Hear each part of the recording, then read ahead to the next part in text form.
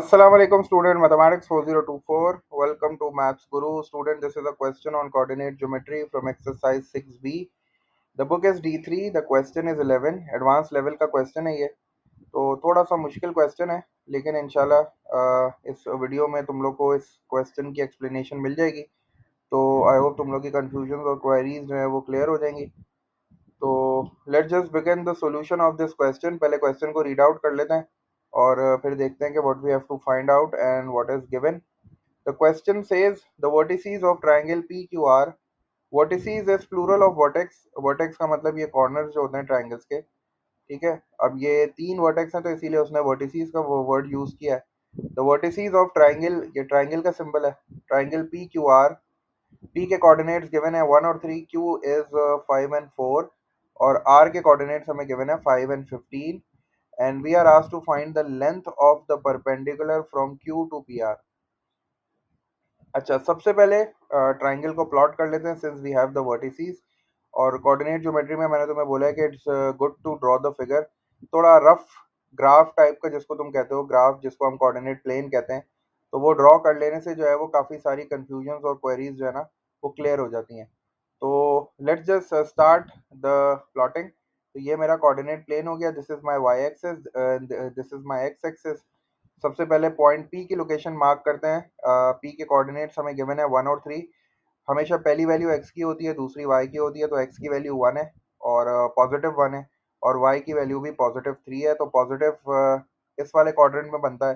तो this is the value of x, ये 1 हो गई. और फिर यहाँ से मैं ऊपर आया तो ये 3 हो गई. तो this is the location of point P.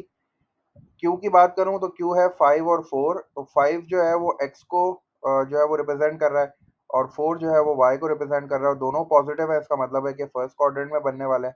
तो ये मेरा फर्स्ट क्वाड्रेंट होता है. तो this is the x value, ये 5 हो गई. और यहाँ से मैं ऊपर की तरफ जाऊंगा तो ये 4 हो गई. तो this is the location of point Q. और आर के लिए जो है वो 5 और 15 है. तो 5 इधर ही हो गया और 15 के लिए मुझे थोड़ा सा ऊपर जाना पड़ेगा. तो this is the location of point R. Q और आर जो है वो तुम देख रहे हो कि वो सेम एक ही लाइन में है, क्योंकि दोनों की एक्स की वैल्यू 5 है. तो ये एक ही लाइन में दोनों आ रहे हैं, ठीक है. तो मैंने तीनों कोऑर्डिनेट्स को जो है वो ज्वाइन किया और मैंने अपना ट्राइंगल पी क्यू आर बना लिया. तो this is my triangle P Q R. अब वो मुझसे कह रहा है find the length of perpendicular from Q to P R, ठीक है. अच्छा, अब फाइंड द लेंथ. लेंथ कह रहा है, इसका मतलब है कि ये लाइन है, ठीक है. ये ऐसी लाइन है जो कि परपेंडिकुलर है और ये कहाँ से स्टार्ट हो रही है, ये क्यू से स्टार्ट हो रही है और पी आर तक जा रही है, ठीक है. तो इसके लिए मैंने क्या किया, एक और ट्राइंगल बना लिया रफ सा. शेप मैंने बिल्कुल ऐसी बनाया.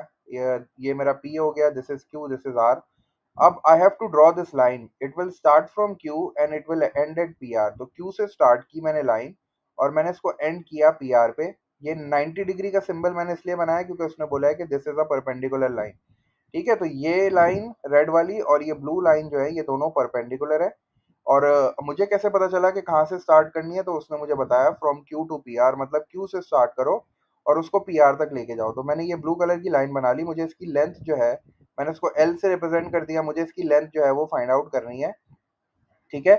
तो अगर तुम इस ब्लू लाइन को गौर से देखो तो if I will take P R as the base, अगर मैं पी आर को बेस ले लूं तो ये वाली लाइन इसके परपेंडिकुलर है. तो मैं ये कह सकता हूँ कि भाई ये जो ब्लू कलर की लाइन है ना, ये ट्राइंगल की हाइट है अगर पी आर बेस है. अगर मैं पी आर को बेस ले लूं तो this blue colour line is basically the height of this triangle. ऐसे ही है ना. ये जो एल मुझे फाइंड आउट करना है लेंथ, ये बेसिकली मुझसे ये कहना चाह रहा है कि भाई height of triangle find out कर लो पी क्यू आर. लेकिन बेस उसके लिए जरूरी है कि पी आर होनी चाहिए, ठीक है, क्योंकि हमारे पास तीन साइड्स होती हैं. तो हमारे पास तीन बेसेस हो सकती हैं. तो अभी वो किस बेस की बात कर रहा है, वो पी आर वाली बेस की बात कर रहा है. वो कह रहा है कि अगर तुम पी आर को बेस लेते हो तो ये जो ब्लू कलर की लाइन तुमने बनाई है, this is the height of the triangle. क्योंकि हमें पता है कि बेस और हाइट दोनों एक दूसरे के परपेंडिकुलर होती हैं. तो length of perpendicular from Q to P R का मतलब है कि मुझे जो है वो ट्राइंगल की हाइट फाइंड करनी है, लेकिन बेस जो है ना वो पी आर होगी, ठीक है. बार बार इसलिए बेस का जिक्र कर रहा हूँ क्योंकि I have three sides in a triangle, तो मैं तीनों को बेस ले सकता हूँ. तो इसका मतलब मैं ये कह सकता हूँ कि अगर तीन बेस हैं तो तीन हाइट्स होंगी, सही है. तो अभी जो है वो मुझसे कौन सी वाली हाइट की बात कर रहा है, वो कह रहा है कि भाई लेंथ ऑफ परपेंडिकुलर ड्रॉ करो जो कि क्यू से पी आर तक होना चाहिए और उसकी लेंथ जो है ना वो फाइंड आउट कर लो.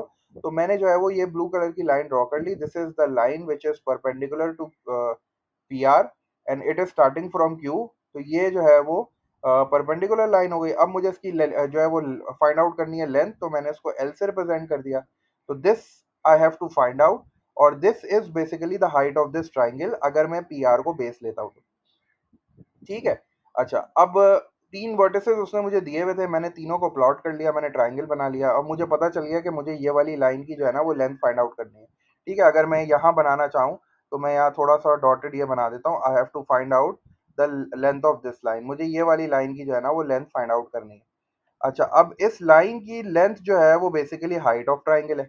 तो हाइट ऑफ ट्रायंगल जो है वो आई कैन फाइंड आउट अगर मुझे एरिया पता चल जाए। अगर मुझे ट्रायंगल का एरिया गिवन हो तो मैं जो है वो ये लेंथ बड़ी आसानी से फाइंड आउट कर सकता हूँ, because I can find out the length of base. मैं पी आर तो फाइंड कर सकता हूँ क्योंकि मेरे पास पी के भी कोऑर्डिनेट्स हैं, मेरे पास आर के भी कोऑर्डिनेट्स हैं। तो मैं बाय यूजिंग डिस्टेंस और द लेंथ फॉर्मूला मैं पी आर की लेंथ निकाल सकता हूँ। लेकिन अगर मुझे एरिया पता चल जाए तो मैं फिर ये हाइट भी फाइंड आउट कर लूंगा। तो मेरा पहला टास्क ये है कि I have to find out the area of this triangle. अब चूंकि मैंने तुम्हें अभी बोला कि भाई ट्राइंगल में 3 बेसेस हो सकती है ना, तो 3 हाइट्स भी हो सकती है। तो मैं ये देखता हूँ कि क्या मैं इस ट्राइंगल का एरिया जो है वो कोई और बेस को यूज करके फाइंड आउट कर सकता हूँ। अगर मैं कर सकता हूँ तो डेफिनेटली फिर मेरा क्वेश्चन जो है वो बड़ा आसान हो जाएगा। मैं उस एरिया को यूज करके ये लेंथ जो है ना वो फाइंड आउट कर सकता हूँ। तो मेरा पहला काम क्या है, I have to find the area of this triangle. उसके लिए मैंने अपनी प्रॉपर फिगर बनाई हुई है। अब मुझे डिसाइड ये करना है कि in order to find out the area of this triangle I have to take one side as base. अब मैं बेस कौन सी साइड लूं? मेरे पास 3 साइड्स हैं, पी क्यू है, क्यू आर है और पी आर है। ठीक है, पी आर को तो फिलहाल मैं बेस नहीं ले सकता, ठीक है, क्योंकि मुझे ये वाली हाइट तो नहीं पता। तो क्या मैं PQ को बेस ले सकता हूँ? नहीं, क्यों? क्योंकि ये फ्लैट साइड नहीं है। मैंने तुम्हें बोला था कि हमेशा एरिया निकालने के लिए जो है ना वो फ्लैट साइड को बेस लो। तो हमारे पास एक फ्लैट साइड है QR। तो अगर मैं इस साइड को बेस ले लेता हूँ, QR को अगर मैं बेस ले लेता हूँ तो मैं QR की लेंथ निकाल सकता हूँ बाय यूजिंग डिस्टेंस फॉर्मूला। तो पहले मैं एक काम ये करता हूँ कि मैं QR की लेंथ निकाल लेता हूँ। तो QR की लेंथ निकालने के लिए मेरे पास Q के कोऑर्डिनेट्स हैं 5 एंड 4 और R के कोऑर्डिनेट्स है 5 एंड 15। सिंस Q मेरा फर्स्ट पॉइंट है, Q पहले लिखा हुआ है तो Q मेरा फर्स्ट पॉइंट हो गया। This is the value of x1, इसको मैंने x1 से लेबल कर लिया। This is the value of y1, ये मेरे y1 की वैल्यू हो गई। और R मेरा सेकंड पॉइंट है तो this is the value of x2 and this is the value of y2। Distance जो फॉर्मूला है वो क्या है, स्क्वायर रूट से स्टार्ट होता है। स्क्वायर रूट सबसे पहले क्या आता है, bracket x2 minus x one whole square. तो what is the value of x2? x2 की वैल्यू मेरे पास है 5। फिर आता है फॉर्मूले का माइनस, क्योंकि x2 माइनस x1 होता है तो ये माइनस आ गया फॉर्मूले का। और what is the value of x1? x1 इज also 5। So 5 minus 5 whole square, ठीक है, प्लस बीच में प्लस आता है। और फिर आता है y2 minus y1 whole square. तो what is the value of y2? y2 is 15 और y1 इज 4। तो 15 minus 4 whole square, 5 minus 5 0, 0 square is 0, 15 minus 4 is 11 and 11 square is 121. 121 plus 0 will give me 121 and the square root of 121 is 11। अब तुम लोग बोलोगे sir आपने बोला था square root से जब भी कोई नंबर निकलता है तो वो पॉजिटिव और नेगेटिव होता है, लेकिन सिंस ये लेंथ है, ये डिस्टेंस है, तो डिस्टेंस और लेंथ तो कभी भी नेगेटिव नहीं हो सकते, इसीलिए मैंने पॉजिटिव वैल्यू ली है 11 यूनिट्स। अच्छा, अब एक क्वेश्चन और आ सकता है, वो क्या भाई? वो ये हो सकता है कि सर आपने क्लास में बताया था कि अगर लाइन हॉरिजॉन्टल या वर्टिकल होती है तो हम डिस्टेंस फॉर्मूला यूज नहीं करते, हम तो नंबर ऑफ बॉक्सेस काउंट कर लेते हैं। तो बिल्कुल तुम यहाँ भी नंबर ऑफ बॉक्सेस काउंट कर सकते थे। देख लो, अगर मैं 4 से स्टार्ट कर रहा हूँ और मैं 15 तक जा रहा हूँ, तो 15 माइनस 4 कितना हो जाएगा? 11। तो इसका मतलब है इसका डिस्टेंस 11 आ गया। तुम्हें डिस्टेंस फॉर्मूला यूज करने की जरूरत ही नहीं थी, तुम ये नंबर ऑफ बॉक्सेस काउंट कर लेते तो ये 11 हो जाते, तुम्हारा आंसर यहीं से आ जाता, 11 यूनिट्स इसकी लेंथ हो जाती। वो भी बिल्कुल ठीक था, लेकिन चूंकि डिस्टेंस फॉर्मूला भी बच्चों को जो है वो अप्लाई करने में थोड़ी सी प्रॉब्लम होती है, तो मैंने वो भी अप्लाई करके दिखा दिया कि भाई उससे भी यही आंसर आ रहा है। तो the length of Q R is coming out as 11 units. तुम यहाँ से काउंट भी कर सकते थे क्योंकि ये 4 से स्टार्ट हो रही है और ये 15 तक जा रही है, तो 15 में से 4 को माइनस करोगे तो ये जो क्यू आर की लेंथ आ रही है दिस इज 11 यूनिट्स। ठीक है, तो इसका मतलब है मैंने क्यू आर की लेंथ फाइंड कर ली, मैंने अपनी बेस की लेंथ जो है ना वो फाइंड आउट कर ली है। अब मुझे डिसाइड करना है कि क्या मेरे पास हाइट मौजूद है। चूंकि मेरे पास प्रॉपर ग्राफ है तो मैं हाइट के लिए जो है वो बॉक्सेस काउंट कर सकता हूँ, लेकिन पहले मुझे हाइट को मार्क करना पड़ेगा कि मेरी हाइट कहाँ से कहाँ तक होगी। Since I am taking Q R as my base, तो तुम्हें पता है कि भाई हाइट जो है वो इसके परपेंडिकुलर होगी। तो मैंने क्या किया, एक परपेंडिकुलर लाइन जो है ना वो ड्रॉ करी। ठीक है, परपेंडिकुलर लाइन ड्रॉ करना शुरू करी क्यू आर से। अब मैं कहाँ तक जाऊंगा, मैं टॉप पॉइंट तक जाऊंगा। अब देखो क्यू आर मेरी बेस हो गई। अगर क्यू आर मेरी बेस हो गई तो टॉप पॉइंट इसके सामने होगा, तो इसका मतलब है P is the top point. तो पी की लोकेशन मैंने यहाँ मार्क कर ली इस तरह, ये मेरा पॉइंट पी हो गया।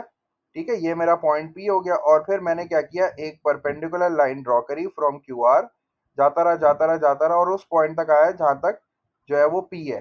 तो ये जो ग्रीन कलर की लाइन है, दिस इज द हाइट। ठीक है, ये मेरी हाइट ऑफ ट्राइंगल हो गई जब क्यू आर बेस है। जब क्यू आर मेरी बेस है तो ये जो है वो हाइट बन गई। जल्दी से नंबर ऑफ बॉक्सेस काउंट कर लो। ये 5 से स्टार्ट हो रही है और कहाँ तक जा रही है, 1 तक। तो इसका मतलब है 5 में से 1 को माइनस कर दो, तो ये जो हाइट है ये 4 आ रही है।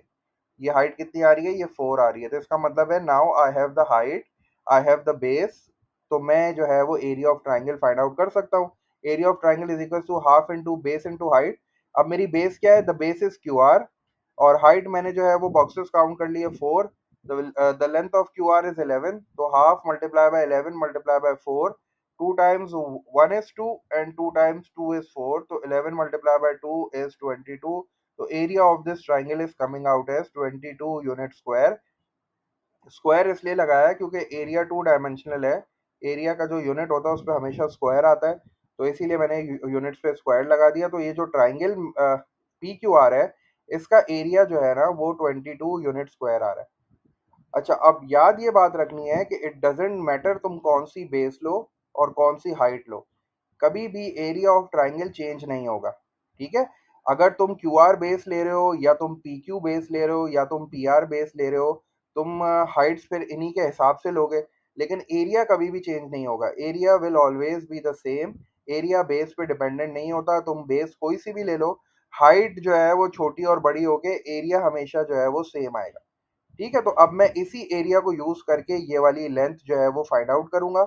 लेकिन इस लेंथ को फाइंड आउट करने के लिए पहले मुझे बेस की लेंथ चाहिए, तो मैं पहले पी आर फाइंड आउट कर लेता हूँ। तो पी आर के लिए, चूंकि पी आर स्लांट लाइन है, मैं नंबर ऑफ बॉक्सेस काउंट नहीं कर सकता। तो पी के कोऑर्डिनेट्स हो गए 1 और 3, R is 5 and 15। This is the value of x1, this is the value of y1, this is the value of x2 and this is the value of y2। मैंने values plug in कर ली।